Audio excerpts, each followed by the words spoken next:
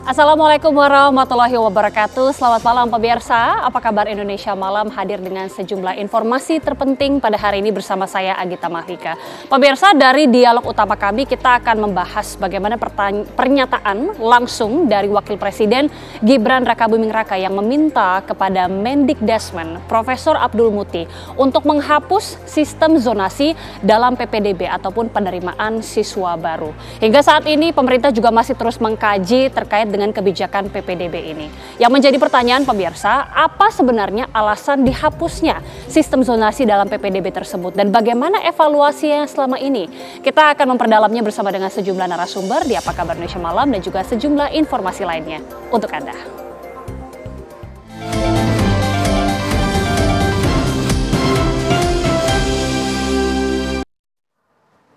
Pemirsa, hujan lebat yang melanda wilayah Kabupaten Bogor mengakibatkan luapan air di hulu Sungai Cidurian, Desa Sukamaju, Kecamatan Cigudeg, Kabupaten Bogor, Jawa Barat terjadi. Naas di saat yang bersamaan, 7 orang anak laki-laki yang tengah mandi di sungai terjebak arus deras.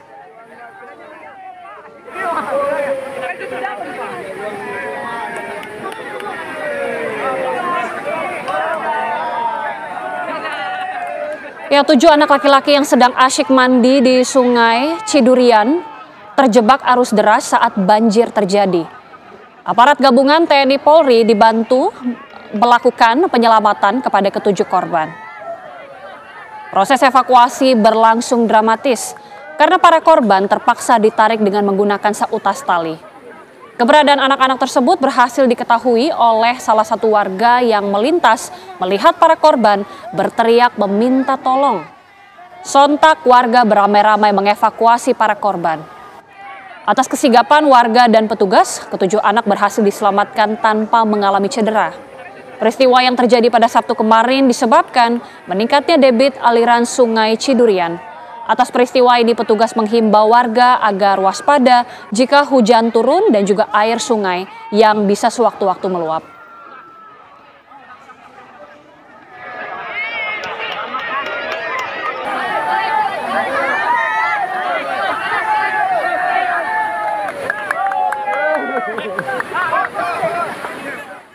Seorang pengendara sepeda motor tertimbun tanah longsor setinggi 3 meter saat melintas di Jalan Lintas Curup Muara Alam, Kabupaten Lebong, Bengkulu.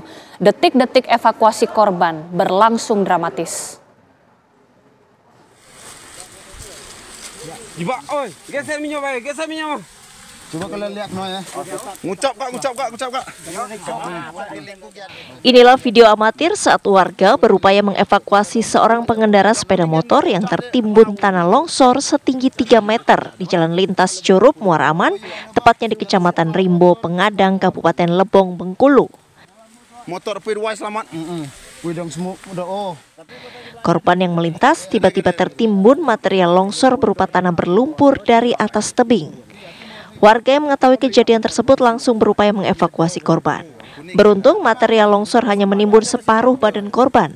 Meski demikian, warga cukup kesulitan mengevakuasi korban. Geser minyak. Coba kalian lihat no ya.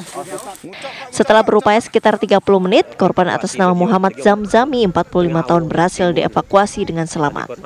Selain pengendara motor, material longsor selebar 40 meter tersebut juga menutupi hampir seluruh badan jalan sehingga arus lalu lintas sempat terhenti. Saat ini material longsor berhasil dibersihkan oleh pihak kepolisian dibantu warga setempat. Dari Bengkulu, Ferry Yustika, TV One mengabarkan.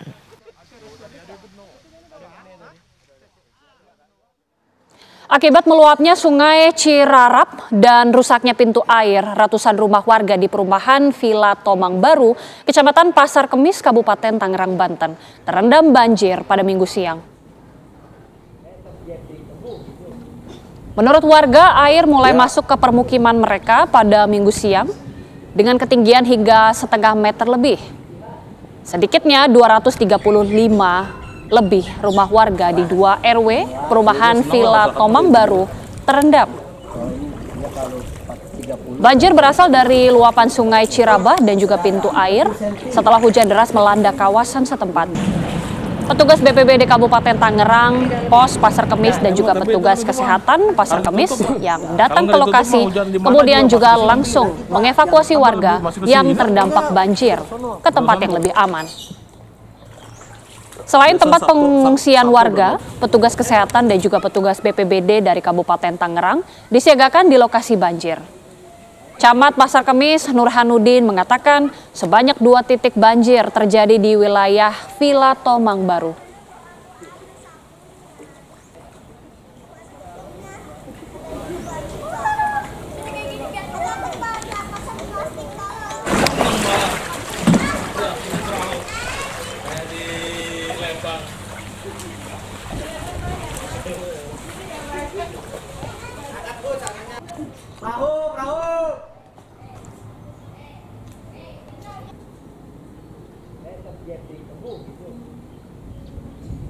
Ya.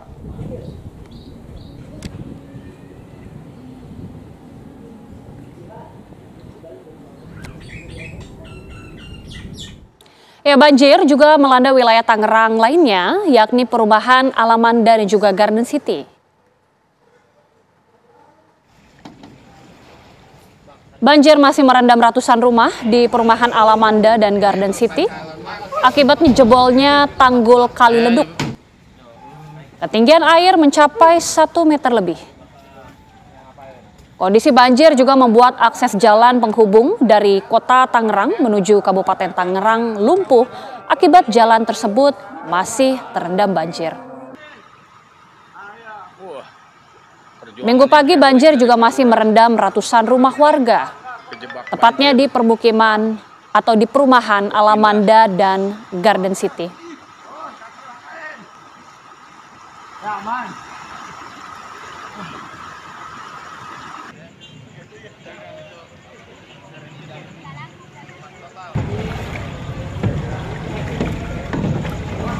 Ya, meskipun banjir sudah mulai surut, aktivitas warga yang ingin bekerja dan berdagang ini terganggu akibat keterbatasan perahu karet dan petugas di lokasi banjir.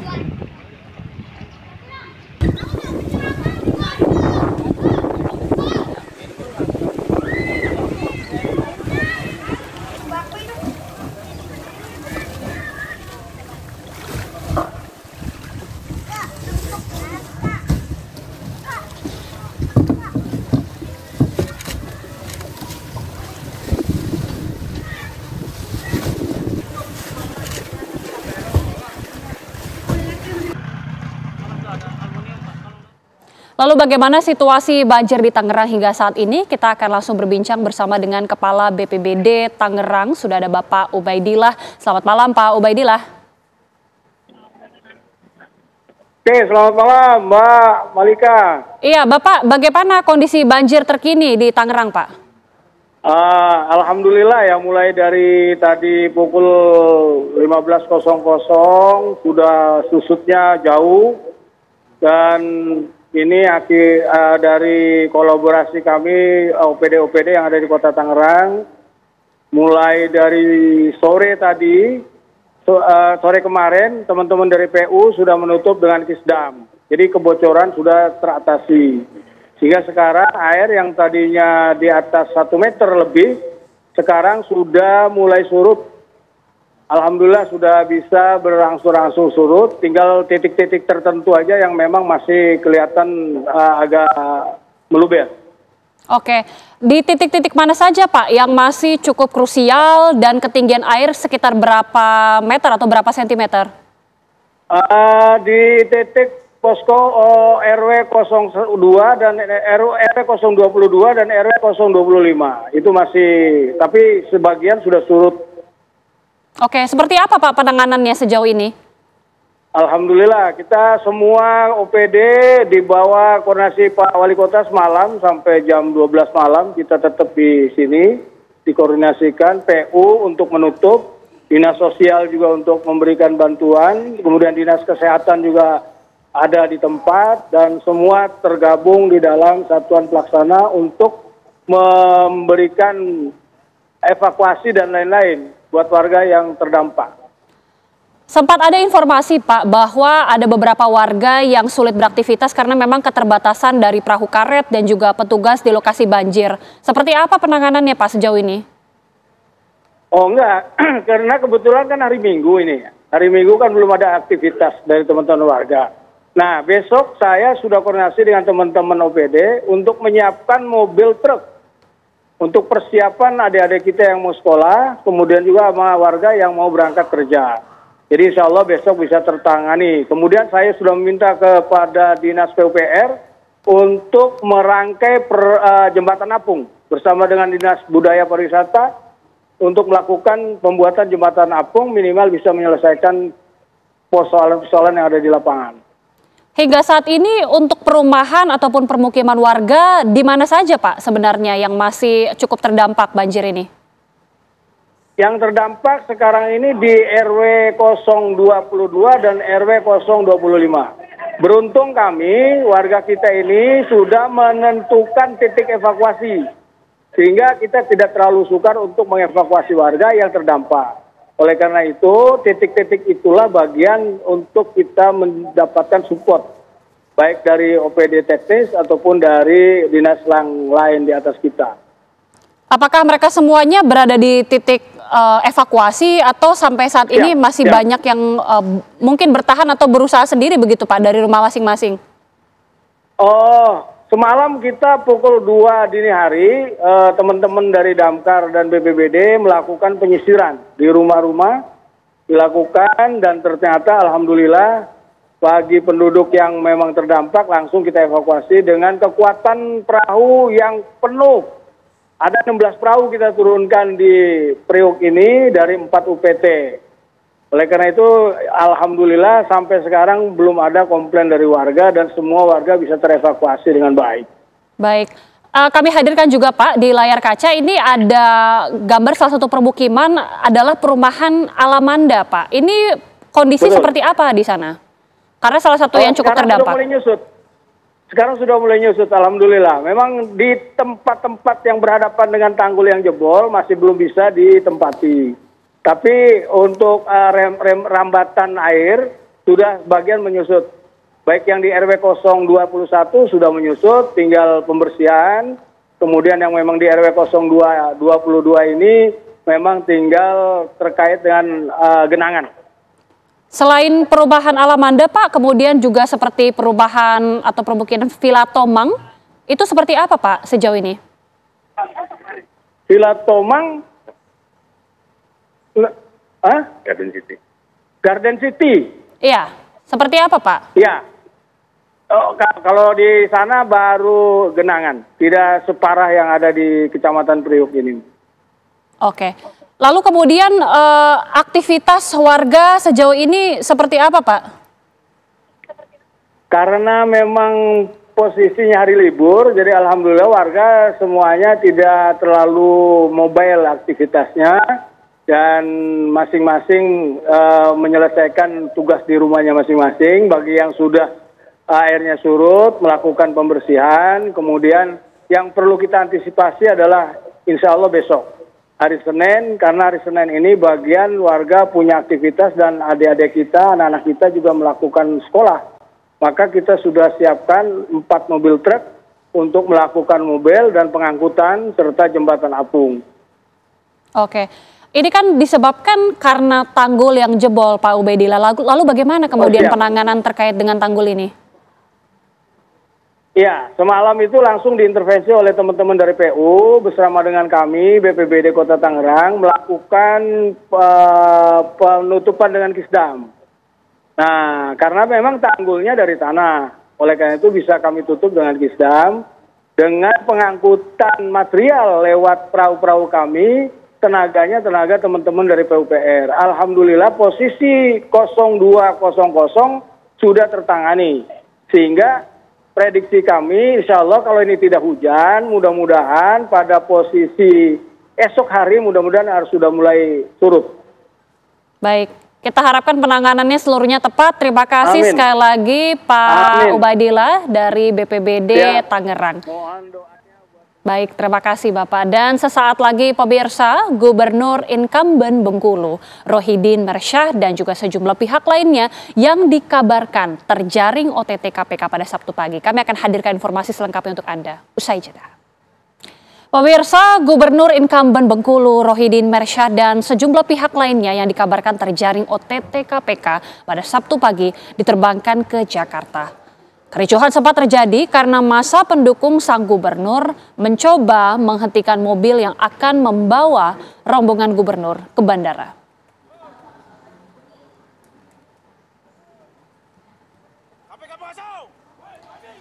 Massa pendukung gubernur incumbent Bengkulu, Rohidin Mersyah ini sempat menghadang mobil polisi yang digunakan untuk membawa Rohidin Mersyah ke Bandara Fatmawati Bengkulu.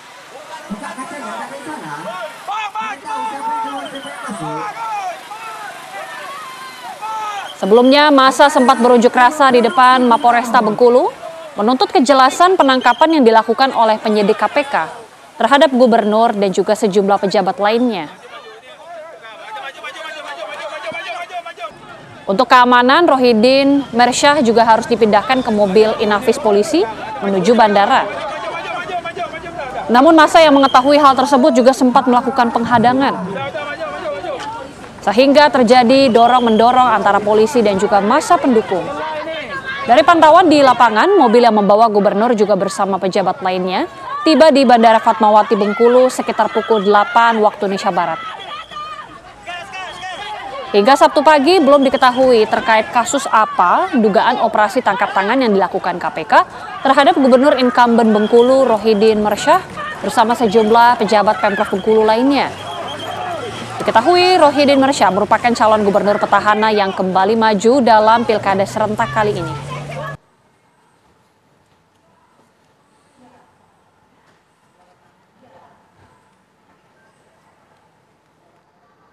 Juru bicara Komisi Pemberantasan Korupsi KPK, Tessa Mahardika Sugiharto membenarkan bahwa lembaga anti rasuah telah melakukan operasi tangkap tangan di lingkungan pemerintahan Provinsi Bengkulu.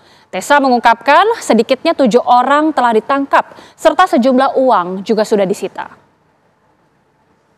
Komisi Pemberantasan Korupsi melakukan kegiatan tangkap tangan di lingkungan pemerintah Provinsi Bengkulu. Ada sekitar 7 orang yang diamankan dan turut diamankan sejumlah uang yang masih dihitung. Untuk lengkapnya akan disampaikan secara resmi oleh lembaga sore atau malam nanti. Lalu bagaimana situasi terkini di KPK? Kita akan langsung bergabung bersama dengan rekan Yohanes Leonardo dari Gedung KPK Jakarta. Ardo, seperti apa perkembangan terbaru dari KPK?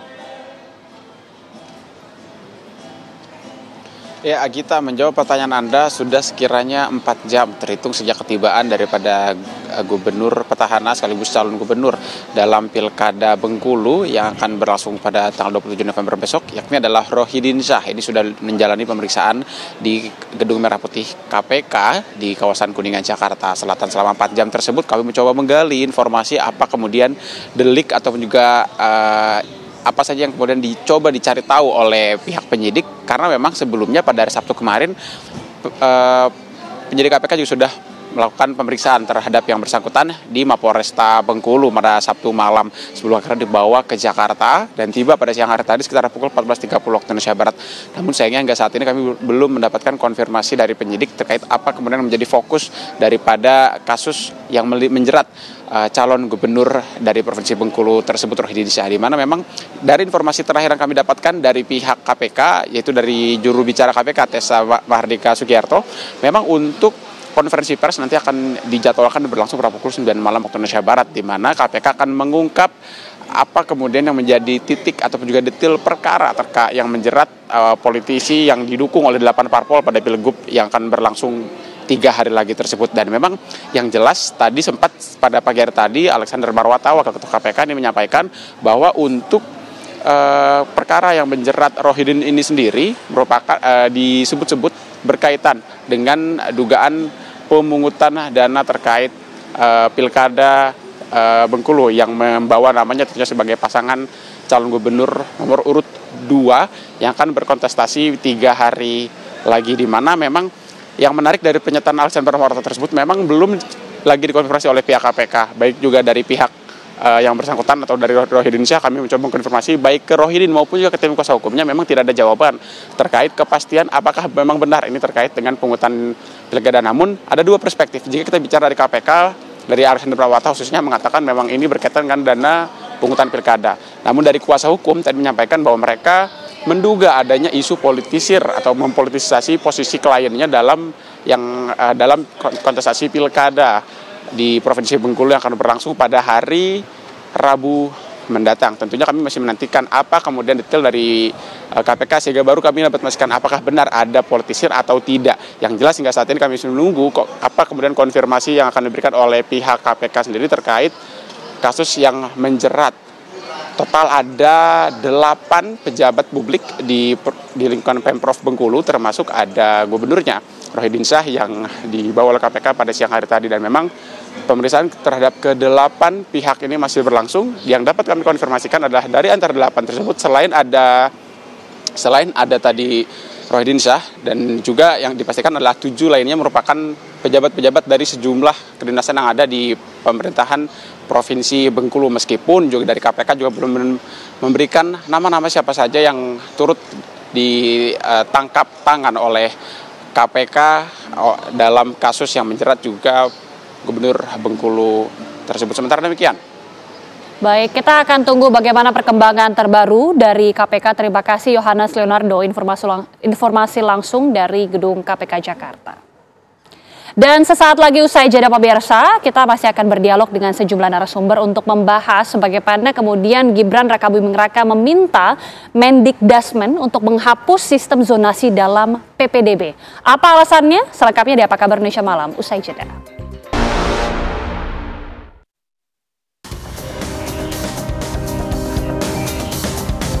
Wakil Presiden Gibran Rakabuming Raka mengaku telah meminta Menteri Pendidikan Dasar dan Menengah Mendikdasmen Abdul Muti untuk menghapus sistem zonasi di sistem penerimaan peserta didik baru PPDB. Hal itu diungkap Gibran saat memberikan sambutan dalam acara Tanwir Pertama Pemuda Muhammadiyah pada Kamis sore kemarin. Kalau kita bicara masalah generasi emas, bicara masalah Indonesia emas, bicara masalah Indonesia emas di tahun 2045, ini kuncinya ada di pendidikan, kuncinya di anak-anak muda.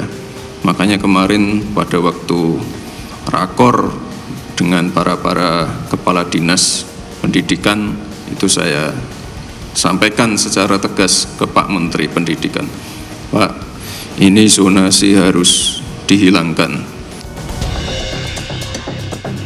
Sementara itu, Menteri Pendidikan Dasar dan Menengah Profesor Abdul Muti mengatakan saat ini pihaknya masih mengkaji dan menunggu laporan terkait PPDB dari tim yang telah dibentuk. Apabila laporannya sudah ada, akan diumumkan paling lambat Maret 2025 sebelum mulai tahun ajaran baru di sekolah. Lantas apa sebenarnya yang mendasari penghapusan sistem zonasi ini? Apa kekurangan dan kelebihan sistem zonasi? Akankah penghapusan zonasi membuat UN kembali diterapkan?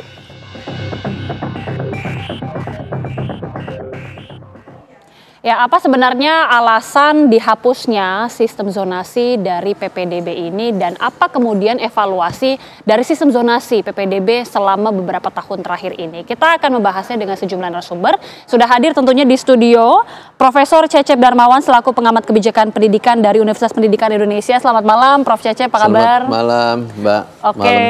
Dan selanjutnya bergabung secara virtual dosen Universitas Muhammadiyah Jakarta Dr. Dirgantara Wicaksono yang juga merupakan pembina Backpacker Teaching. Selamat malam Pak Dirgantara. Selamat malam. Assalamualaikum. Waalaikumsalam. Siap Pak. Kemudian juga ada Ketua Komisi 10 DPR RI Ibu Hetifah Syaifuddin. Ibu Hetifah, selamat malam. Selamat malam Mbak Agita, Prof. Cecep, Mas Bombong. Oke, saya awali ke DPR terlebih dahulu, Bu Hetifah. Ketika Wapres ini sudah meminta Mendikdasmen, Prof. Abdul Muti untuk menghapus sistem zonasi dalam PPDB, apa sebenarnya alasannya, Bu? Saya kebetulan juga hadir ya waktu rakor dengan Dinas Pendidikan se-Indonesia, dia juga Mendikdasmen, Prof. Muti dan Mas Wapres ya, Mas Gibran itu memang secara tegas nampak sekali ya komitmennya ingin mendorong pendidikan yang lebih merata dan berkualitas. Nah, dan beliau sebagai mantan wali kota memiliki pengalaman tersendiri tentang bagaimana sistem pendidikan di daerah-daerah. Nah, kebetulan kan hadir kepala-kepala dinas dari seluruh daerah ya di Indonesia. Nah, salah satu topik terkait dengan PPDB ini. Kalau yang saya tangkap gitu ya, justru beliau ini sebagai Wapres itu sangat aspiratif gitu, menangkap bahwa masih ada keluhan-keluhan, masih ada mungkin harapan yang belum terpenuhi di dalam implementasi sistem penerimaan siswa baru ini. Nah, karena disebut ini tadi ya sistem zonasi yang walaupun kalau kita pelajari kembali dari tahun 2017 sampai ke 2023 yang lalu, sebetulnya sistem zonasi yang namanya sama itu memang berbeda di dalam penerapannya ya, maksudnya berapa persen dari siswa yang betul-betul diterima karena kedekatan jarak, tapi juga ada persentase bagi mereka yang memang berbasis prestasi dan juga afirmasi termasuk bagi kaum disabilitas. Nah, jadi yang saya tangkap gitu ya, justru pemerintah ini serius gitu. Jadi saya senang ya dengan komitmen tegas beliau, dan ini menjadi diskursus gitu. Saya juga senang bahwa media seperti TV One ini ingin mendiskusikan gitu apa keuntungan dan kerugian jika zonasi ya dihapus sepenuhnya.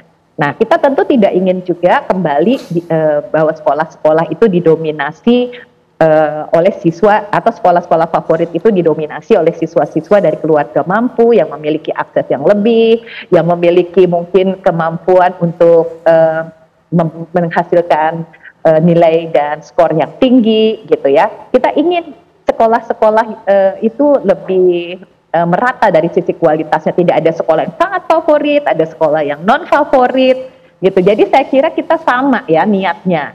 Nah, hanya sekarang sistem yang lebih baik dari sistem yang ada diterapkan saat ini apa, itu yang harus menjadi pembahasan kita bersama. Gitu. Jadi saya kira kita tuh ini, cuman ini menunggu juga bagaimana Mendikdasmen segera ya mengeksplorasi alternatifnya ini. Jika sistem zonasi yang sekarang ada yang tidak efektif atau disalahgunakan, misalnya tadi oleh orang-orang tertentu yang memanipulasi data kependudukan hanya karena ingin dapat jalur cepat masuk ke sekolah favorit, ya pasti itu harus ada solusi-solusinya gitu sih Mbak ya. Jadi kita mungkin ke depan ini memang harus bekerja cepat gitu ya, sesuai dengan instruksi atau arahan dari Mas Wapres, tetapi tentu dengan cermat dan hati-hati juga. Ya, ada keinginan supaya menciptakan pendidikan lebih merata dan juga berkualitas. Saya langsung ke Pak Dirgantara. Tadi disebutkan Bu Hetifah katanya sebenarnya masih banyak keluhan-keluhan. Realitanya seperti apa Pak Dirgantara? Baik, terima kasih.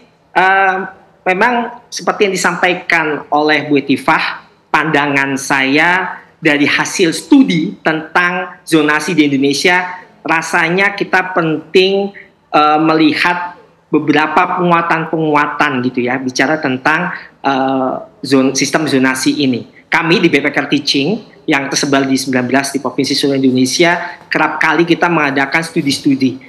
Juga hasilnya itu ternyata salah satunya kita perlu ada penguatan infrastruktur dan fasilitas sekolah gitu ya.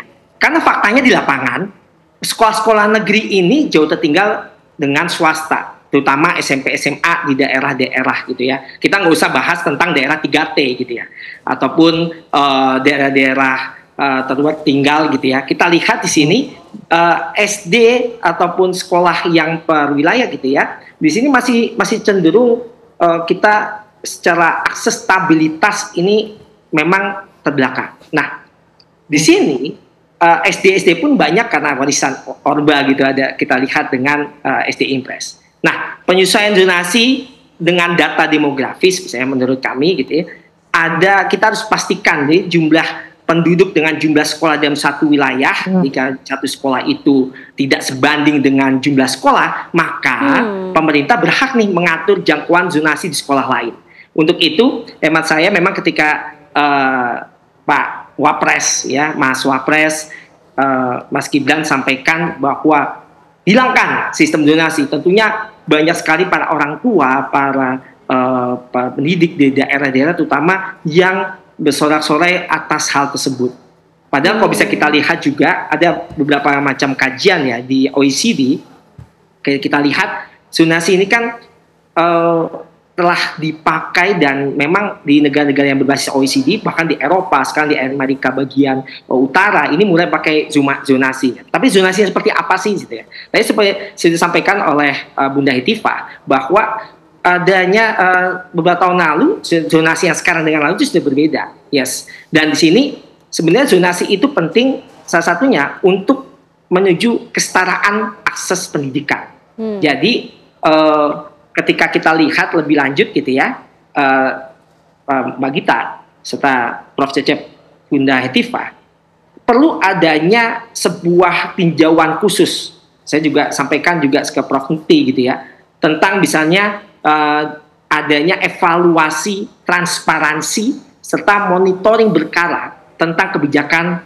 saat ini zonasi dan pembenahannya ini dalam penanganannya, sehingga jangan sampai gitu ya, kita tahu ini sudah bertahun-tahun dan TV One saya ternyata ini Bunda Prof. Hetifah, Prof. Cecep, dari tahun ke tahun pasti yang diangkat ketika mau zonasi itu.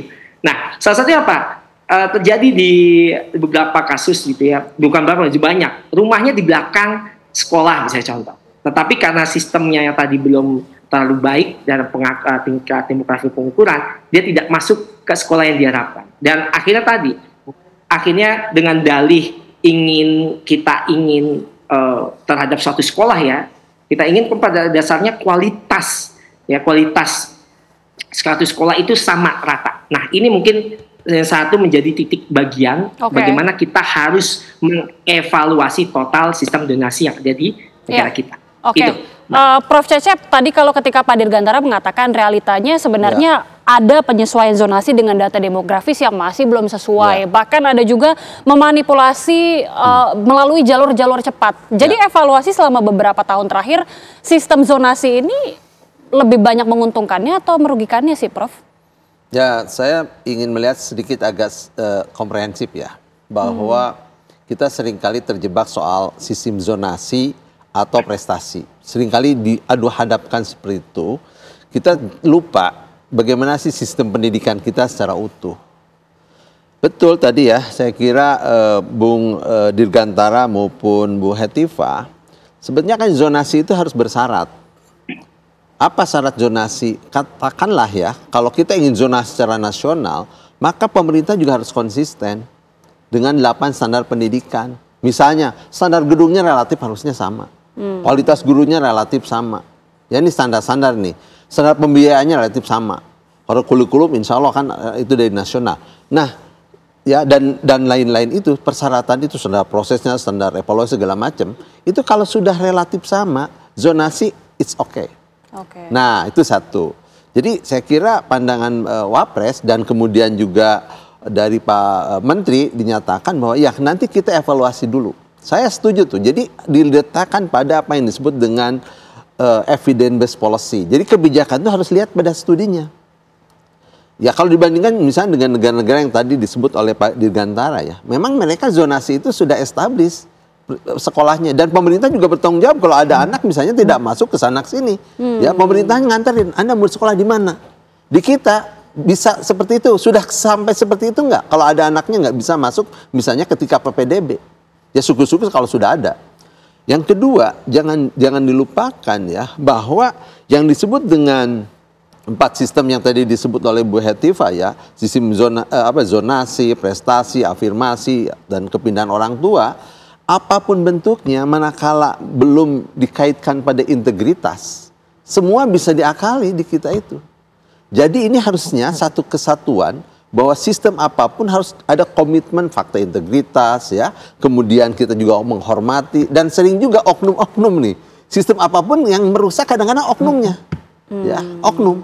bisa jalur belakang, ya dan macam-macam. Tadi sudah dikatakan ada realitanya seperti itu. Iya, dan hampir marak di hampir semua daerah. Makanya ya kalau ingin, tadi kita apresiasi pernyataan Wapres ini, tapi kemudian ini harus ditindaklanjuti dengan kebijakan. Ya, tadi evidence based policy. Yuk kita coba kaji seperti apa sih keuntungan dan kelemahan selama ini ya.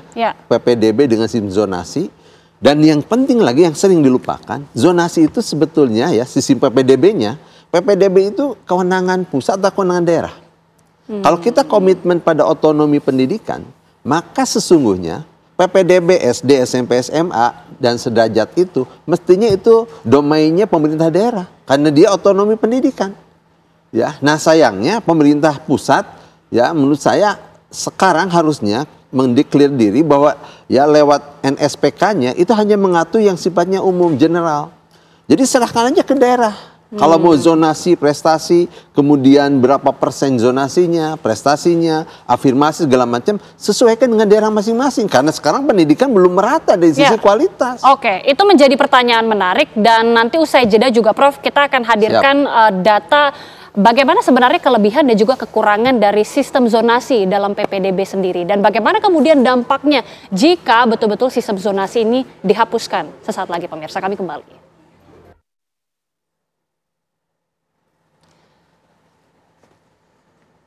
Ya, Anda kembali bersama kami pemirsa.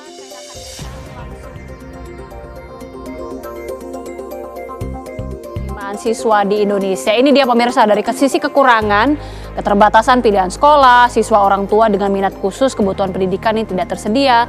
Kemudian juga itu dia, ada potensi manipulasi alamat. Faktanya ada manipulasi alamat oleh orang tua siswa supaya bisa masuk anaknya ini ke zona sekolah yang diinginkan pemirsa. Ini yang juga kemudian tadi diungkapkan salah satu kekurangan dari sistem zonasi. Tapi memang terlepas dari kekurangan, kita hadirkan juga nanti tentunya ada kelebihan dari sistem zonasi. Ini salah satunya juga terkait dengan kekurangan adanya ketimpangan kualitas sekolah karena beberapa zona masih memiliki sekolah yang lebih berkualitas dibandingkan dengan yang lain. Dan ini juga tidak memiliki opsi untuk memilih sekolah di luar zonasi, pemirsa. Dan juga tentunya potensi yang tadi disebutkan, memanipulasi alamat oleh orang tua siswa supaya ini bisa masuk ke dalam zona khususnya sekolah-sekolah yang mereka inginkan.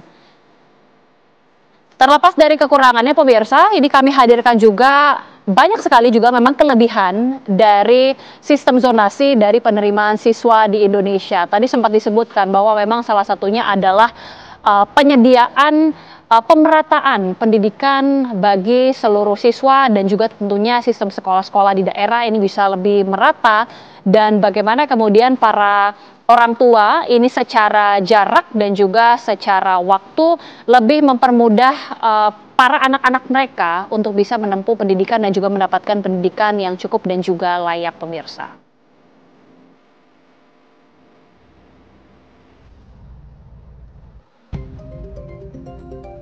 Baik, ini dia sekali lagi kami hadirkan pemirsa. Dan berikutnya kami hadirkan ketika beberapa waktu lalu sistem zonasi ini sempat mendapatkan pro dan kontra, bagaimana kemudian para orang tua bahkan sempat memprotes begitu ya, atau menyuarakan aspirasi mereka, bagaimana sekolah yang mereka inginkan ini tidak sesuai secara jarak dengan tempat tinggal mereka. Ini salah satu yang kami hadirkan adalah visual dari para orang tua siswa yang berada di Serang, Banten.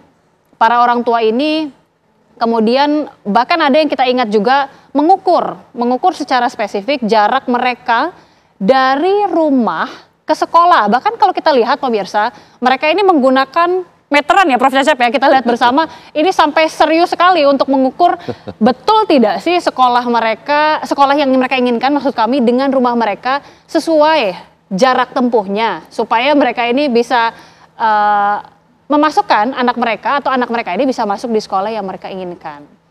Tidak hanya di Serang, Banten, tapi juga ada beberapa daerah lainnya yang kita juga tahu beberapa kasus ya sempat terjadi Prof Cecep. Ini kan juga salah satu yang menjadi perhatian khusus pada saat sistem zonasi ini pertama kali dicetuskan, para orang tua kemudian memprotes. Ya. Bagaimana komentarnya Prof? Ya tadi itu ya, sistem apapun sebetulnya kan ada keuntungan kekurangan. Nah, problem utama kita itu tidak melihat sesuatu itu secara komprehensif, saya tadi katakan. Jadi zonasi itu punya syarat. Salah satu syaratnya bagaimana ya kualitas pendidikan, kualitas sekolah itu harus relatif sama dulu. Baru terapkan zonasi. Nah, kalau itu bisa diterapkan, orang kan prinsipnya gini, saya mau beli barang. Kalau barang itu kualitasnya sama di tempat yang dekat dengan tempat yang jauh, kira-kira mau di tempat dekat atau yang jauh? Pasti yang dekat saja, ngapain harus tempat jauh? Begitu juga sekolah. Kalau sekolah itu sama baiknya, ya sama unggulnya, misalnya ada 10 sekolah unggul, ya cari sekolah unggul yang paling dekat dong Pak dengan rumahnya. Itu kan logisnya begitu, rasionalitasnya gitu. Jadi memang zonasi itu harus bersyarat. Ya sayangnya pemerintah ya agak abai soal persyaratan ya pemerataan kualitas pendidikan ini. Kalau begitu kita harus menunggu dulu kualitas pendidikannya harus sama merata baru bisa diterapkan sistem zonasi. Idealnya iya, tetapi kan itu kita butuh waktu berapa lama. Saya punya ide begini, satu zonasi maupun prestasi itu ya serahkan ke daerah PPDB itu. Ya, daerah yang tahu kalau zonasinya harus berapa persen di situ melalui ya, PPDB itu ya lewat zonasi. Misalnya apakah cukup nggak 50%, 60%, 40% itu tergantung daerah. Dan daerah nanti di breakdown juga misalnya pada zona-zona misalnya kecamatan. Ada kecamatan yang jauh dengan sekolah. Ada kecamatan yang banyak sekolahnya. Nah sistem zonasinya nanti daerah yang menentukan. Jadi bukan dihilangkan soal zonasi dan prestasinya, tetapi bagaimana mengelola ya PPDB ini secara ya punya integritas dengan baik. Nah tadi pertanyaannya bagus, bagaimana sekolah ini bisa berkualitas semua? Ya dibuatlah pemetaan, dibuatlah roadmap, dibuatlah peta jalan yang baik ya. Jadi ada green design di daerah itu. Misalnya kalau sekarang sekolah unggulan tanda kutip misalnya ada 2, ada 3. Nah tahun depan mau ditambah berapa sekolah unggulan itu? Jangan kemudian sekolah unggulannya ya diturunkan grade-nya, jangan. Tambah, oh mampunya 2, oh mampunya 3 tahun. Sehingga sekian tahun semua sekolah itu menjadi unggul di sebuah kabupaten kota itu. Nah zonasi bisa 100%. Begitu. Saya langsung ke Bu Heti. Ini kan sebenarnya masih dalam kajian ya, kajian dari Prof. Abdul Muti selaku Mendikdasmen dan juga dari pemerintah tentunya masih terus meramu karena belum diputuskan sepenuhnya apakah sistem ini akan betul-betul dihapus. Tapi sudah sejauh mana formulasi sistem pendidikan atau PPDB yang akan diimplementasikan nantinya? Ya, jadi kami berharap ya dari Kemendikdasmen ini bisa segera membuat suatu usulan opsi-opsi. Jika sistem zonasi dianggap tidak efektif, maka alternatif apa yang lebih adil?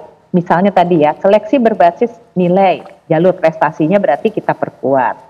Kemudian tambahan, tapi harus ada tambahan misalnya kuota afirmasi bagi siswa yang dari keluarga kurang mampu. Berarti PPDB porsi jalur afirmasinya diperkuat, gitu ya. Tapi yang juga menurut saya penting, yang mungkin jarang ini didiskusikan adalah mengoptimalkan dulu peran sekolah swasta. Karena kan kalau untuk mendorong peningkatan jumlah sekolah atau daya tampung dari sekolah negeri juga butuh waktu. Sementara kita juga memiliki banyak sekolah-sekolah swasta, tapi yang kualitasnya juga di satu sisi mungkin kurang bagus dibandingkan sekolah negeri, juga dianggap tidak terjangkau karena mahal. Nah, jadi berarti pemerintah juga bisa gitu ya dalam jangka pendek ini membantu meringankan tekanan kepada sekolah negeri yang memang jumlahnya lebih sedikit dibandingkan dengan jumlah mereka yang ingin masuk ke sana. Nah, oleh sebab itu kemitraan dengan sekolah swasta misalnya memberi insentif, jadi ada subsidi biaya pendidikan, ada bantuan operasional seperti yang tadi disampaikan agar sekolah swasta itu lebih terjangkau. Kemudian juga ada regulasi kemitraan antara sekolah negeri dan swasta yang lebih baik ya, misalnya termasuk juga guru-gurunya, kurikulumnya, dan insentif-insentif kepada sekolah swasta yang bisa dalam berbagai bentuk, itu juga akan membuat para orang tua dan juga siswa-siswa tidak juga merasa kecewa gitu ya jika mereka tidak diterima di sekolah negeri. Nah ini yang mungkin mudah-mudahan ya dengan kontribusi ini pemerataan pendidikan untuk jangka pendek itu bisa lebih ditingkatkan untuk saat ini. Tapi saya kira langkah-langkah lainnya ya tentu ya, saya kira secara umum apa yang Prof. Cecep sampaikan bahwa standar pendidikan itu harus merata. Itu inti yang mungkin nanti juga kami ingin tekankan apa yang akan dilakukan oleh Kemendikbudristek untuk mengatasi persoalan ini di dalam rapat berikut. Pak Dirgantara, kira-kira efektifkah ketika Bu Hetifah mengatakan pelibatan dari sekolah swasta supaya sistem zonasi atau zonasi dari data demografis ini bisa juga menampung para siswa-siswa yang mungkin belum bisa mendapatkan sekolah negeri. Kemudian juga tadi Prof. Cecep mengatakan ketika zonasi diterapkan tapi harus diimplementasikan, dikembalikan ke daerah begitu ya Prof. Bagaimana Pak Dirgantara? Ya, saya sangat sepakat seperti yang disampaikan oleh Bunda Hetifah gitu ya. Saya sekitar 10 tahun lalu sempat menjadi kepala sekolah SMA swasta yang cukup termarginalisasikan di daerah Jakarta Timur gitu ya. Nah, ketika kami sebagai sekolah-sekolah swasta mendapatkan waktu itu ada dana operasional atau BOP ya, dana bantuan operasional pendidikan, dan cukupnya anggarannya itu cukup lebih tinggi dibandingkan BOS yang saat ini ada gitu ya. Dan ini membuat sekolah-sekolah swasta menjadi berkembang dan memiliki kualitas yang luar biasa. Bayangkan yang sekolah saya pimpin dari walaupun yayasan gitu ya, dari TK, SD, SMP, SMA waktu itu total mungkin hanya 300-400 anak. Tetapi ketika BOP itu kita menembus angka 1000-an. Jadi kenapa? Kualitas sekolah-sekolah ini di Jakarta itu ya, sekolah kami yang termasuk sekolah pinggiran di daerah pinggiran Pulau Gadung gitu ya, dengan dapat dana bantuan itu kualitas tentunya infrastruktur termasuk meningkat. Nah, jadi apa sih sebenarnya itu menjadi salah satu cara menurut saya. Tapi balik lagi kepada zonasi di sini, wilayah geografis tadi saya sangat sepakat dengan Prof. Cecep ya, perlu diperluas misalnya. Contoh rasionalisasinya sekarang rayonisasi yang ada gitu ya. Di sini kan per kecamatan atau misalnya pertayan wilayah gitu ya. Dan ini tidak lagi bisa berapa meter, berapa kilo, tadi bahkan pakai meteran gitu ya. Ini kan sebenarnya hal yang sangat menohok dan harus menjadi evaluasi yang sangat komprehensif dan keparsial kepada Prof. Muti. Dan syarat diterima untuk menjadi prioritas tadi seperti disampaikan dalam prestasi akademik gitu ya, bukan dari jarak antar sekolah misalnya, atau bahkan lihat dari rayon-rayon yang ada. Nah, hal ini menurut saya menjadi sebuah catatan kita bersama. Pemerintah baru Prabowo Gibran harus mementingkan kualitas mutu pendidikan yang ada di Indonesia. Dan salah satunya adalah mencakup, merangkul, serta memfasilitasi semua aspirasi dari masyarakat. Nah, di daerah-daerah tentunya kami melihat di Indonesia bagian timur ini menjadi salah satu momok yang luar biasa. Menurut saya sih perlu ada istilah khusus gitu ya, Prof. Cecep, Bu Hetifah ya. Tidak lagi namanya zonasi, karena kalau zonasi itu walaupun regulasi saat ini sudah disampaikan oleh Bu Hetifah 2 tahun lalu sudah berbeda, tapi yang terfikirkan adalah ya zona itu wilayah, berapa kilo sih dia sekolah gitu ya. Nah, ini menjadi polemik, akan terus tahun ke tahun menjadi polemik. Bisa langsung tadi menurut Mas Wapres sampaikan Mas Gibran, oke dihapus zonasi, namanya bukan zonasi lagi gitu menurut saya. Jadi ini kan salah satu diksi juga, salah satu diksi penting gitu ya yang perlu kita perhatikan lebih lanjut. Jadi bukan nama zonasi, tetapi misalnya namanya apa.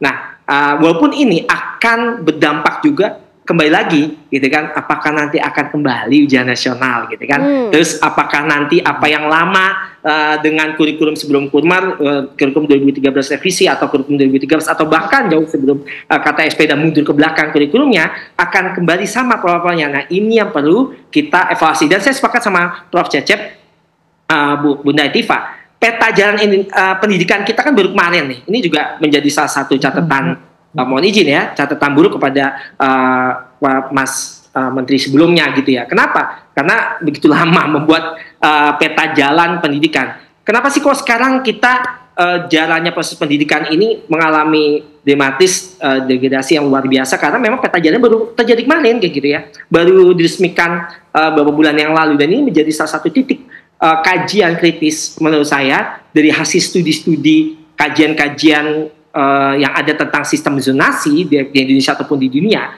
ini menjadi salah satu proses khusus untuk apa? Ada bentukan baru, gitu ya. Jadi ada bentukan baru selain zonasi, mengubah nama, bukannya sekedar nama diksi dari zonasi atau apa, yang ini memfasilitasi masyarakat sekitar. Dan tadi tentunya saya sepakat oleh Bunda Latifah bahwa sekolah-sekolah unggul, sekolah itu adalah pada dasarnya unggul. Tetapi kan kita lihat fakta di lapangan, kita masih kurang atau bahkan masih sangat rendah, apalagi di daerah 3T ya.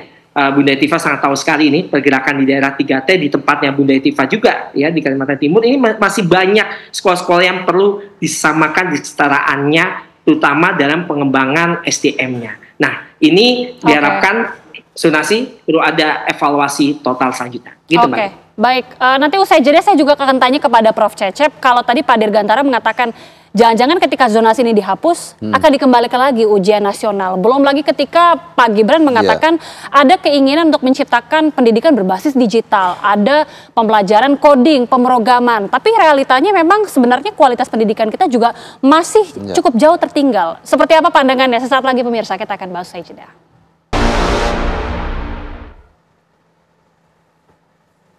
Ya, langsung saja ke Prof. Cecep. Kalau Pak Dirgantara mengatakan ketika zonasi ini sudah diubah bahasanya atau diksinya atau dihapus sekalian, ada wacana lagi jangan-jangan UN ini muncul. Kemudian juga Pak Gibran sempat mengatakan ingin menciptakan pendidikan yang berbasis digital, ada pengajaran pemrograman, coding juga.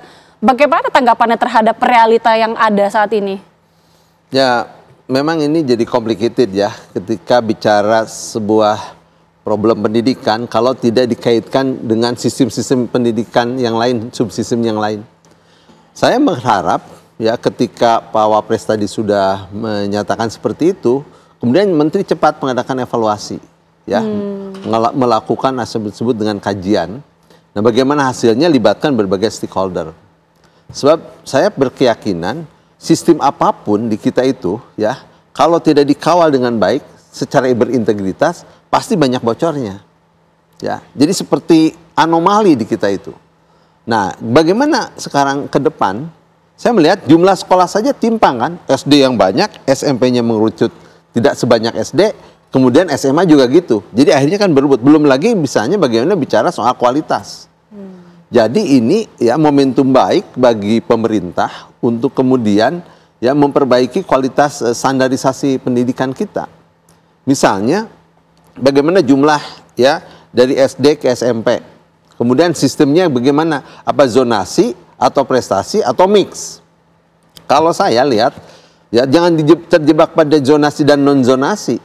Tapi serahkan ke daerah, kemudian daerah ya dipandu oleh pusat begitu membuat regulasi, yang regulasi itu diciptakan bukan hanya oleh pemerintah daerah, dia harus melibatkan yang disebut dengan meaningful participation. Di situ ada para ilmuwan dari perguruan tinggi, ya, ada kemudian pemerhati pendidikan, tokoh pendidikan, DPRD, ya, kemudian media juga pentahelik lah, ABCGM, kemudian meramu itu bagaimana sistem penerimaan siswa baru. Sebari pemerintah juga memperbaiki kualitas pendidikan, karena SD SMP itu ya wajib tuh pendidikan dasar ya yang sifatnya wajib tuh. Jadi SD SMP menurut saya seluruh anak SD kalau mau sekolah SMP harusnya terfasilitasi. Ya, terlepas dari sistem zonasi prestasi, tapi anak SD yang mau melanjutkan sekolah ke SMP harus difasilitasi oleh pemerintah, wajib pemerintah tuh. Ya, nah kemudian itu saya berharap juga ya yang terpenting adalah ketika dilaksanakan evaluasi apapun namanya, mau zonasi maupun prestasi harus berintegritas, gitu. Sebab kalau tidak ya apapun sistemnya, ya kebocoran, pelanggaran, ya bisa marak di mana-mana. Sehingga yang cocok sebetulnya berapa, misalnya gini, di mix lah. Sebuah daerah, mungkin sebuah kabupaten, yang cocok itu misalnya berapa persen untuk zonasi dan prestasi, ya kalau mau pakai istilah tetap zonasi atau kedaerahan, ya diserahkan kepada daerah masing-masing. Yang belum tentu cocok untuk daerah lain. Tadi ya, menurut Pak Dirgantara, mungkin kecamatan juga harus dihitung, dilihat seperti itu. Jadi lebih baik menurut saya kajiannya harus komprehensif. Ya, bukan sekedar tadi pernyataan Pak Wapres, ini sebuah trigger ya bagi sistem pendidikan kita. kembali lagi tadi soal apa coding ya, pemrograman. Ini soal bagaimana substansi materi ya kurikulum kita gitu ya. Memang tidak terkait langsung dengan PPDB gitu. Oke, Bu Hetifah, dalam rangka ini kan masih disusun, tentunya masih diramu bagaimana kebijakan yang pas. Tapi ketika harus ada pelibatan juga dari sejumlah pihak, seperti apa bentuknya? Karena kan ketika merumuskan ini tentunya harus ada mempertimbangkan dari pihak-pihak lain juga, Bu Hetifah. Ya tentu kami juga Komisi 10 tidak tinggal diam ya. Kita juga kemarin pergi ke beberapa daerah, ke sekolah-sekolah. Kemudian mengundang berbagai pihak, bukan saja para guru, kepala sekolah, tapi juga orang tua murid. Nah, jadi ini kemarin ya kami datang ke satu sekolah yang tergolong favorit. Gitu. Memang ada juga keluhan. Setelah zonasi, sekolah kami ini kan kalau dulu orang-orang yang pinter-pinter semua ke situ, gitu ya. Sekarang jadi berbeda nih, seolah-olah kualitas dari sekolah itu jadi menurun. Itu tetapi ketika kami tanyakan kepada Dinas Pendidikan secara lebih luas, mereka membandingkan ternyata banyak sekolah-sekolah lain yang dulu kualitasnya sangat jomplang dengan sekolah favorit ini, sekarang mendekati gitu. Jadi ada semacam kenaikan kualitas dari sekolah-sekolah yang dulu dianggap tidak favorit, sekarang juga karena banyak anak-anak pandai juga yang ada di situ, dia mengangkat kualitas sekolah dan guru-gurunya pun juga demikian.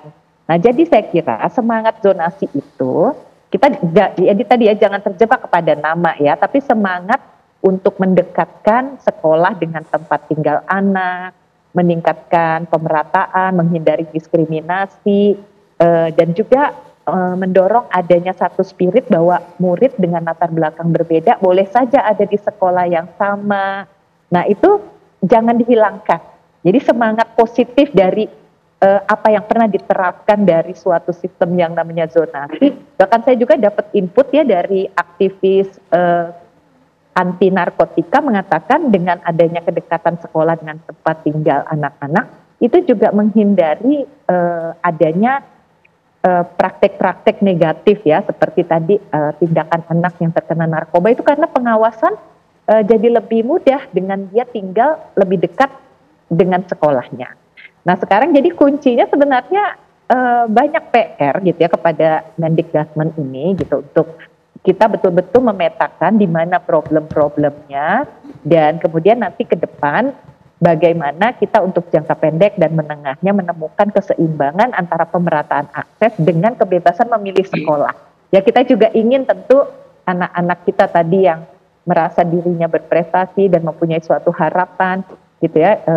Nah, kembali kepada soal ujian gitu ya. Jadi saya kira kita juga perlu mengkaji apakah betul motivasi akademik anak tuh hanya bisa ditingkatkan jika ada ujian. Karena dulu juga waktu UN diterapkan di awal-awal itu banyak sekali yang protes karena terjadi juga kebocoran soal, kan, terjadi stres dan prevalensi depresi yang tinggi baik anak maupun orang tua gitu ya, dengan adanya ada penggunaan satu-satunya UN sebagai nilai untuk dia masuk ke sekolah yang lebih tinggi dan sebagainya.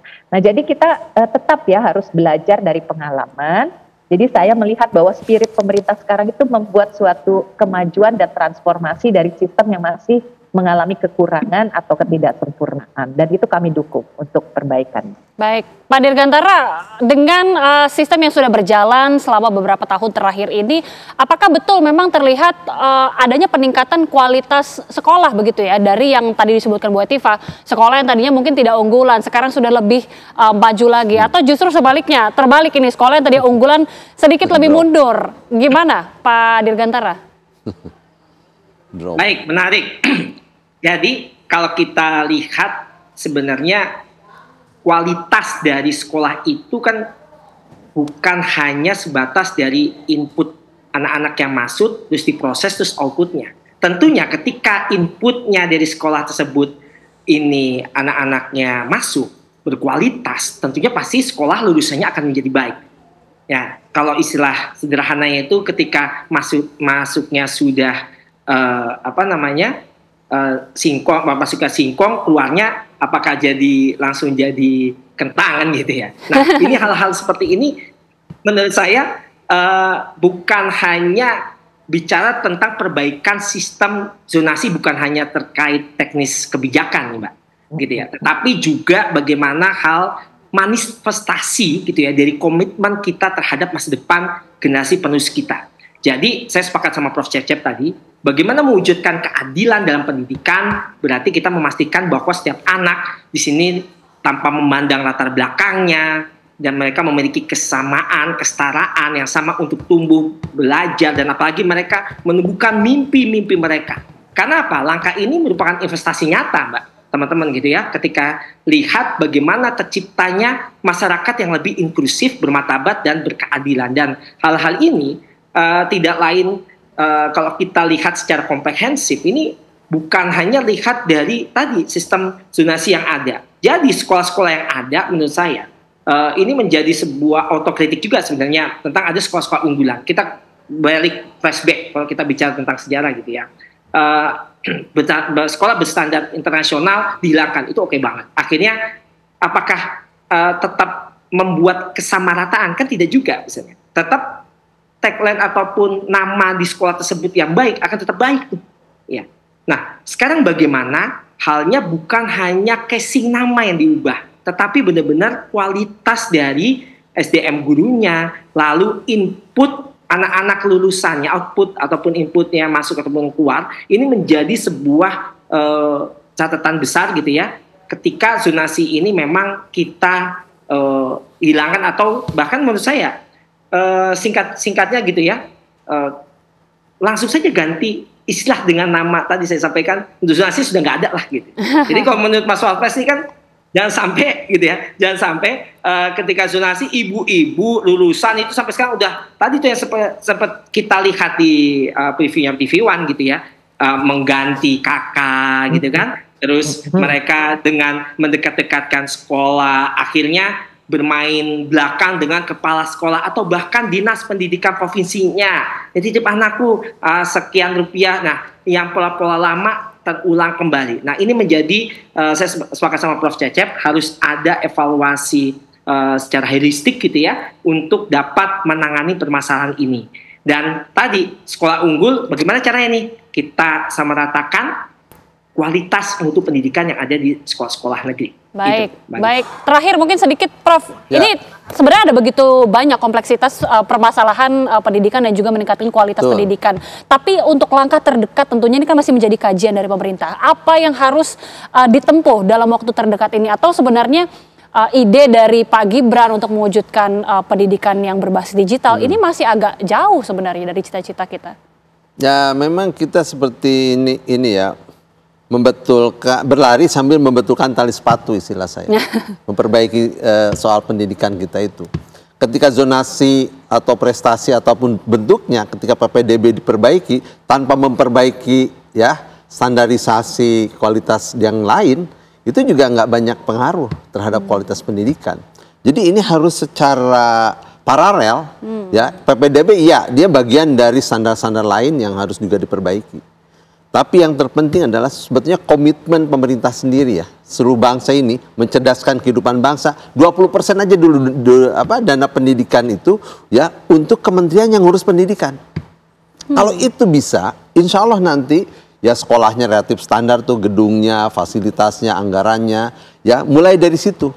Tapi memang ini harus dibuat peta jalan pendidikan ya, atau grand design yang hebat. Ya, ini bagus nih kementerian-kementerian baru ini. Mudah-mudahan ini menjadi peta jalan ya menuju Indonesia emas seperti diinginkan oleh Wapres. Oke. Kita dukung bersama kementerian kita. Kita dukung bersama, harapan kita bersama, dan terima kasih sekali lagi atas masukan dari Prof. Cecep. Terima kasih Bu Hetiva, terima kasih juga Pak Dirgantara sudah bergabung bersama kami di Apa Kabar Indonesia Malam. Terima kasih, sehat selalu. Ya.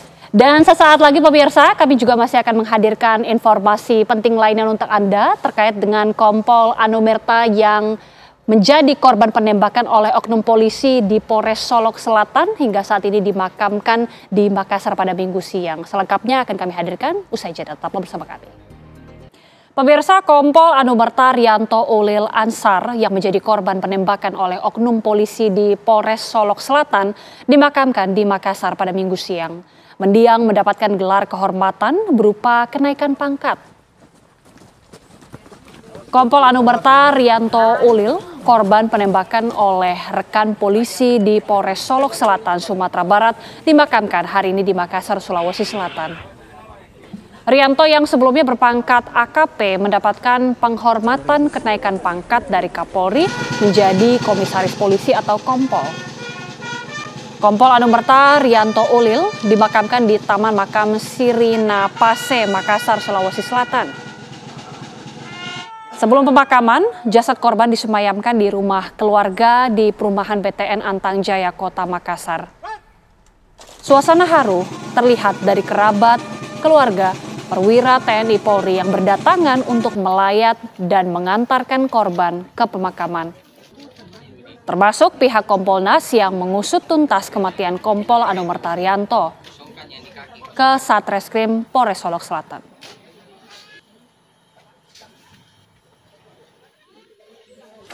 Kami sangat sedih. Kami juga sangat marah sebenarnya. Marah dan kecewa. Marah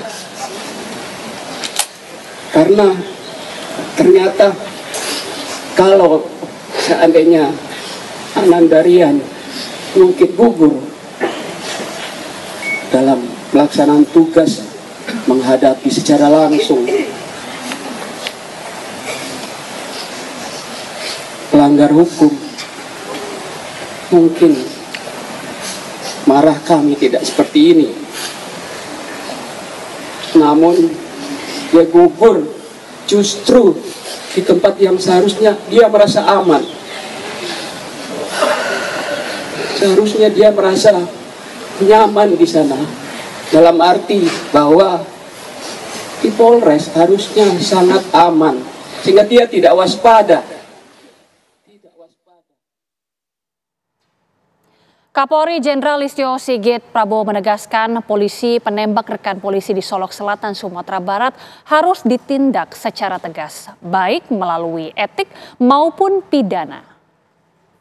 Yang jelas Pak Kapolda sudah melaporkan kepada saya terkait peristiwa yang terjadi dan saya minta untuk mendalami motifnya.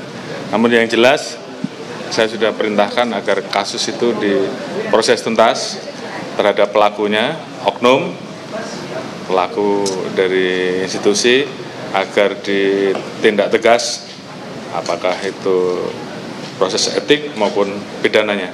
Apalagi kalau kemudian motifnya kemudian ternyata dilakukan terhadap hal-hal yang selama ini kita anggap mencederai institusi. Saya minta siapapun, apapun pangkatnya, tindak tegas, nggak usah ragu-ragu. Ya, dan berikut kronologi kasus oknum polisi tembak rekannya di Solok Selatan, Sumatera Barat.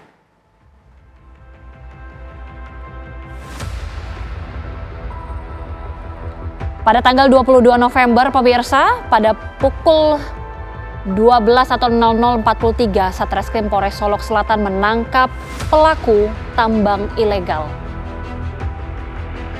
Ini tepatnya terjadi pada tanggal 22 November dan kemudian terdengar suara tembakan dari luar di mana pada saat pemeriksaan pelaku tambang ilegal tersebut, pemirsa. Suara tembakan tersebut terdengar pada saat lokasi persisnya ini berada di ruang Reskrim Polres Solok Selatan. Kemudian juga Kasat Reskrim Polres Solok Selatan kemudian terkapar terkena tembakan. Persisnya ini, pemirsa, berada di parkiran Polres Solok Selatan. Kemudian juga mobil dinas Kabak Ops Polres Solok Selatan terlihat meninggalkan lokasi. Ini persis tidak lama setelah suara tembakan terdengar, kemudian ada terkapar, lalu kemudian mobil dinas Kabak Ops Polres Solok Selatan ini juga terlihat meninggalkan lokasi.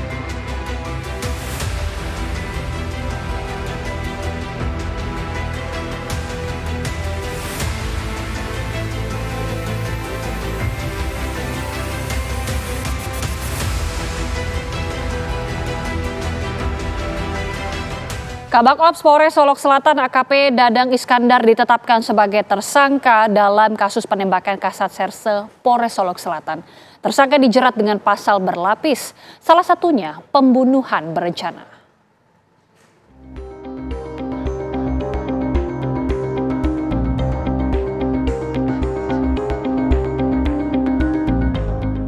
Jumat dini hari 22 November lalu, insiden penembakan yang dilakukan oleh Oknum Kabak Ops Polres Solok Selatan AKP Dadang Iskandar terhadap Kasat Reskrim Polres Solok Selatan AKP Rianto Ulil Ansari mengejutkan banyak pihak.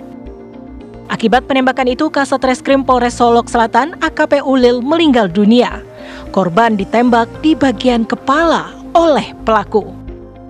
Kapolda Sumatera Barat Irjen Pol Suharyono menyatakan penembakan korban ditenggarai berkaitan dengan penertiban tambang ilegal di Solok Selatan.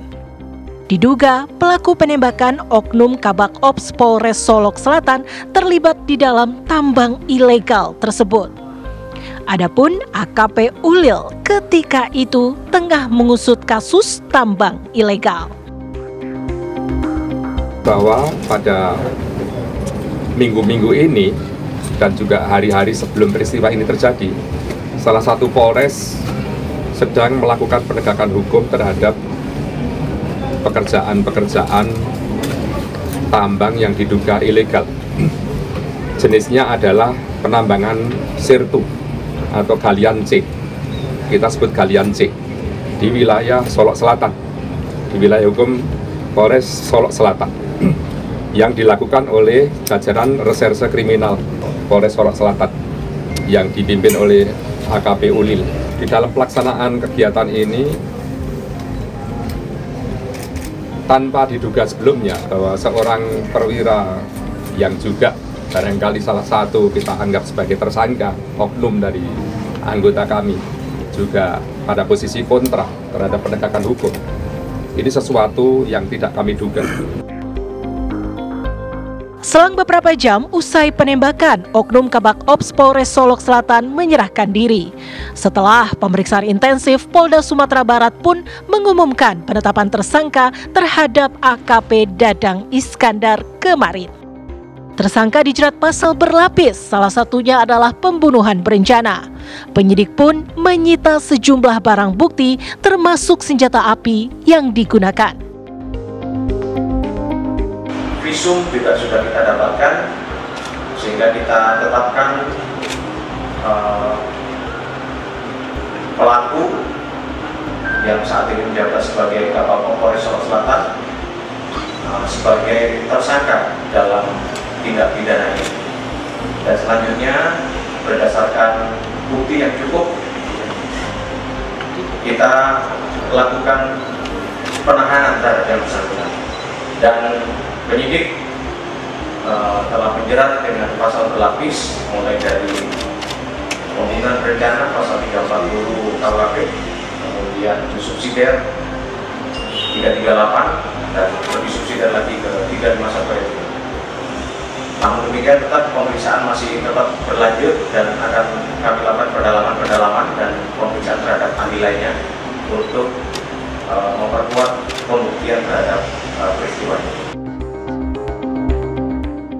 Tak hanya diproses secara pidana, sidang etik terhadap tersangka pun akan dilakukan. Dadang terancam hukuman maksimal, yaitu pemberhentian dengan tidak hormat.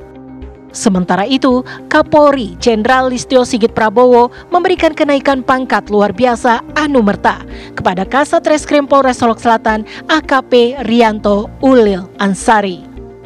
Dengan penghargaan ini, pangkat AKP Rianto Ulil naik satu tingkat lebih tinggi menjadi Komisaris Polisi Kompol Anumerta.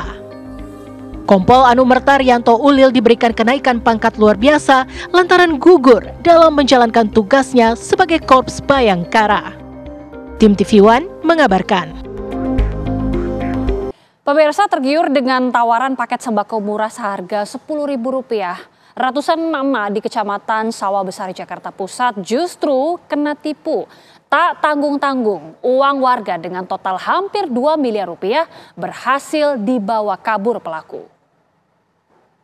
Berapa, Bu? 3.250.000. Ya Allah, Ibu. 2 juta. Video luapan kekecewaan sejumlah emak-emak ini viral di media sosial karena sadar telah ditipu oleh seseorang. Masing-masing korban mengutarakan kerugian yang diderita berkisar jutaan rupiah. Ayo dong, berapa? Emak-emak warga Karanganyar, Kecamatan Sawah Besar, Jakarta Pusat ini telah menjadi korban penipuan dengan modus pembelian paket sembako murah seharga Rp10.000 oleh seorang wanita berinisial R. Pokoknya saya minta maaf, pokoknya besok barang turun. Ya. Oke, deal ya. Buat yang lain ya, ibu-ibu, mohon maaf kesalahan bukan dari kita ya. Nih ketuanya nih. Dicari aja mukanya yang paling cantik dan eksotik ini ya orangnya ya. Modus yang dilakukan terduga pelaku merekrut seorang koordinator yang bertugas mengumpulkan warga sebanyak-banyaknya dengan iming-iming mendapatkan bonus berupa sepeda motor dan mobil. Sejumlah koordinator dari tiap-tiap RW pun berhasil direkrut yang berperan menawarkan paket sembako murah seharga Rp10.000 kepada warga. Untuk meyakinkan para korbannya, terduga pelaku menyalurkan paket sembako pada gelombang pertama. Namun pada gelombang kedua dan ketiga setelah uang disetorkan para koordinator, paket sembako murah berisi beras, minyak goreng, dan gula pasir tak kunjung disalurkan. Warga yang kecewa bahkan sempat menggeruduk rumah terduga pelaku, namun sayangnya pelaku telah melarikan diri. Tanggal berapa itu lagi kemana hari Senin? Jam 8 dia udah kabur Pak, bawa anaknya Pak. Ada yang lihat tetangganya naik bajai. Para korban dan koordinator wilayah berencana akan melaporkan terduga pelaku ke polisi dengan menyertakan sejumlah bukti pendukung. Dari Jakarta, Yoga Gus Pratomo, TV One mengabarkan.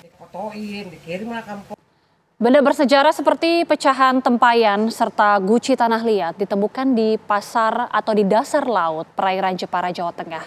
Temuan benda bersejarah ini mendapatkan perhatian khusus dari Menteri Kebudayaan Fadlizon.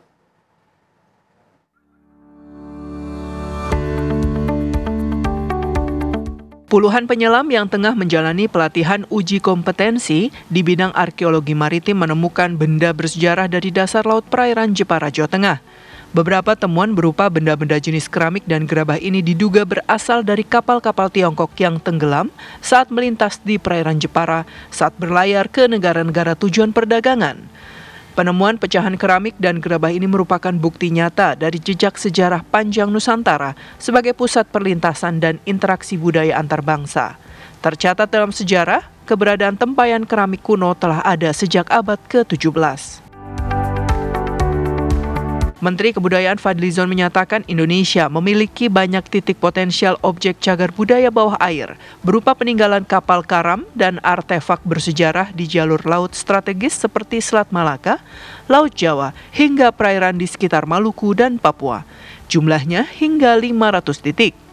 Pemerintah akan memberikan perhatian khusus dengan membuat regulasi sebagai upaya penyelamatan benda cagar budaya karena memiliki nilai sejarah, sekaligus sebagai pengetahuan dan edukasi. Kita memerlukan satu regulasi yang lebih detail, sehingga ada upaya-upaya penyelamatan terhadap benda-benda yang diduga sebagai cagar budaya bawah air. Untuk mendukung pelestarian dan pengelolaan cagar budaya bawah air, Kementerian Kebudayaan terdorong menyelenggarakan kegiatan bimbingan teknis untuk peningkatan kapasitas dan kompetensi sumber daya manusia yang terlibat dalam pelestarian cagar budaya bawah air, khususnya dalam bidang arkeologi maritim. Dari Jepara, Jawa Tengah, Galih Manunggal, TV One mengabarkan. Dan informasi tadi juga sekaligus menutup perjumpaan kita di Apa Kabar Indonesia Malam. Sesaat lagi Anda bisa menyaksikan program One on One bersama Putri Viola. Mewakili kru bertugas saya Gita Mahlika mengucapkan terima kasih. Selamat malam, sampai jumpa.